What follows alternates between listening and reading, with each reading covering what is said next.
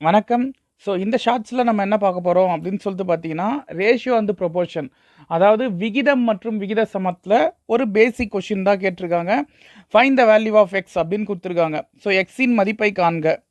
So இந்த மாதிரி some கொடுத்தாங்கன்னா என்ன செய்யணும் அப்படின்னு சொல்கிறோம் பாருங்கள். இந்த ரூட் எக்ஸை நம்ம எப்படி எழுதலாம்? எக்ஸ் பவர் 1/2ன்னு எழுதலாமா? ஸோ எக்ஸ் பவர் 1/2ன்னு எழுதுறேன். இதை ஒரு சைடு மல்டிப்ளை பண்ணுறேன், இதை ஒரு சைடு மல்டிப்ளை பண்ணுறேன்.